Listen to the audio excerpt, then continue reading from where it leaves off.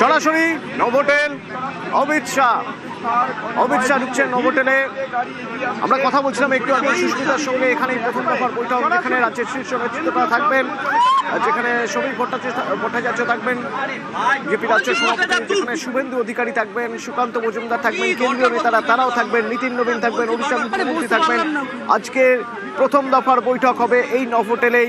কিছুক্ষণ পরেই এই বৈঠক।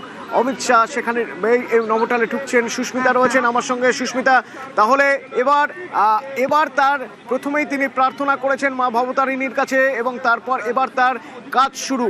আগামীকাল পরিষদীয় দলনেতা, আগামীকাল মুখ্যমন্ত্রী শপথ নেবেন, নতুন সরকার শপথ নেবে। তার পরিকাঠামোটা, রূপরেখাটা আজই তৈরি করে দেওয়ার জন্য প্রথম বৈঠক।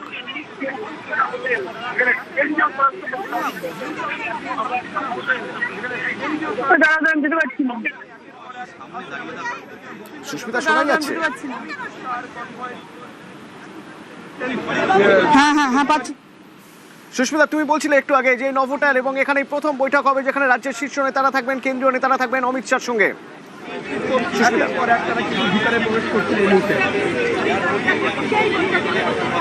দেখো, নভোটেলে এই মুহূর্তে কিছুক্ষণ আগেই, মিনিট তিনেক আগেই অমিত শাহ তিনি প্রবেশ করেছেন। একই গাড়িতে আমরা দেখলাম শুভেন্দু অধিকারী, শ্রমিক ভট্টাচার্য অমিত শাহের সঙ্গে ঢুকলেন। প্রথম দফার মিটিং অমিত শাহের আর কিছুক্ষণের মধ্যেই শুরু হবে।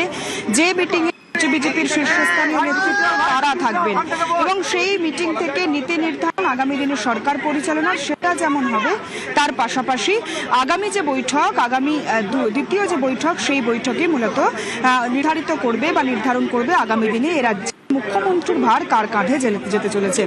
মুখ্যমন্ত্রী কে হবেন সেই নামে আজ শিলমোহর দেবেন অমিত শাহ। তার পাশাপাশি অন্যান্য দফতর, স্বাস্থ্য থেকে শিক্ষা থেকে যুব কল্যাণ, ক্রীড়া থেকে আরম্ভ করে পুরো কোন দফতর কার হাতে যেতে চলেছে সে বিষয়েও আজকে আলোচনা হবে সিদ্ধান্ত গ্রহণ।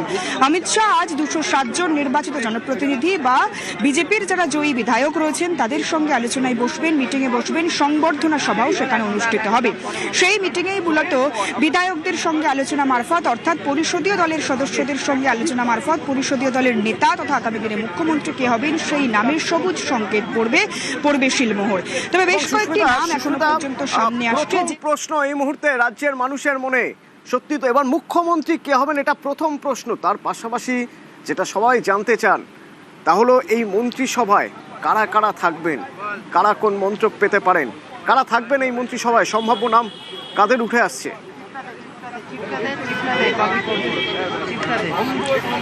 দেখো, মুখ্যমন্ত্রী হিসেবে অবশ্যই প্রথম নাম এবং যে নাম অন্তত গত 3 দিন বিজেপির এই সাফল্যের পর যে নামটা সবচেয়ে বেশি সংবাদ শিরোনামে এসছে সেটি নিঃসন্দেহে শুভেন্দু অধিকারী। তার কারণ শুভেন্দু অধিকারী তিনি 2 কেন্দ্র থেকে, নন্দীগ্রাম এবং ভবানীপুর 2 কেন্দ্র থেকে তিনি জয়লাভ করেছেন। এবার শুধুমাত্র তাই নয়, তিনি নন্দীগ্রামে হ্যাট্রিক করেছেন এবং একেবারে মুখ্যমন্ত্রী মমতা বন্দ্যোপাধ্যায় তাকে দুবার, প্রথমবার নন্দীগ্রাম কেন্দ্র, দ্বিতীয়বার ভবানীপুর কেন্দ্র থেকে যাকে হারিয়েছেন সেই শুভেন্দু অধিকারীর নাম সর্বাধিক প্রথমে আসছে এবং সর্বোচ্চভাবে তার নামটাই সবচেয়ে বেশি চর্চায়। শুভেন্দু অধিকারী তিনি মুখ্যমন্ত্রীর দৌড়ে এগিয়ে রয়েছেন বলেই এখনো পর্যন্ত বিজেপির তরফ থেকে জানা যাচ্ছে। তবে কে আসলে মুখ্যমন্ত্রী হতে চলেছেন সেটি আর কিছুক্ষণ পরে স্পষ্ট হবে। অমিত শাহ কার নামে শিলমোহর দিতে চলেছেন এবং আরো বেশ কিছু প্রশ্ন উঠছে, যেমন স্পিকার, বিধানসভার স্পিকার পদে কে বসবেন। বিধানসভায় স্পিকার পদে মূলত যার নাম আসছে তাপস রায়। দীর্ঘদিনের যার এই বিধানসভা ভিত্তিক রাজনৈতিক কাজকর্ম বা রাজনৈতিক কার্যকলাপে যার অভিজ্ঞতা সর্বাধিক রয়েছে সেই তাপস রায়ের নামই মূলত প্রকাশ্যে আসছে, চর্চায় আসছে বলেই মনে করা হচ্ছে তাপস রায়ের নাম। এবং তার পাশাপাশি আবারও বলবো যে স্বাস্থ্য দপ্তরের দায়িত্ব যেতে পারে শরদ্দত্ত মুখোপাধ্যায়। বিধাননগর কেন্দ্রে সুজিত বসুকে হারিয়ে যিনি জয়লাভ করেছেন তার নাম আসছে স্বাস্থ্য দপ্তরে।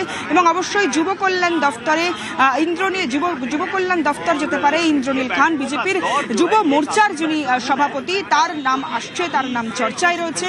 দিলীপ ঘোষ পেতে পারেন গ্রামোন্নয়ন এবং নগরোন্নয়ন মন্ত্রিত্ব এবং তার পাশাপাশি অবশ্যই দিলীপ ঘোষ সহ অগ্নিমিত্রা পল নারী এবং শিশু কল্যাণ দপ্তরের দায়িত্ব পেতে পারেন এমনটাই মনে করা হচ্ছে। অশোক দিন্দা ক্রীড়া দপ্তরের দায় পেতে পারেন এবং পুর এবং নগরোন্নয়ন মন্ত্রিত্ব মন্ত্রী হতে পারেন সজল ঘোষ, দিলীপ ঘোষ, বিমান ঘোষ, একাধিক নাম উঠে আসছে। অশোক কীর্তনিয়ার নাম উঠে আসছে মন্ত্রিত্বের তালিকায়। তার পাশাপাশি একাধিক লোক, তপন সিদ্ধরের উত্তরসূরি, তার নাম উঠে আসছে একেবারে। তার এছাড়াও একাধিক নাম, সেই নামগুলোও কিন্তু চর্চায় রয়েছে। সুতরাং আগামী দিনে মন্ত্রিত্ব কে পাবেন? অজিত কুমার জানা, তার নাম উঠে আসছে। চন্দনা বাউরি, তার নামও জানতে পারা যাচ্ছে। এই যে রাজেশ নতুন মাহাতো। সরকারের শপথ গ্রহণ হবে আগামীকাল ব্রিগেডে, এটা নজিরবিহীন। এই প্রথম এ রাজ্যে ব্রিগেডে কোনো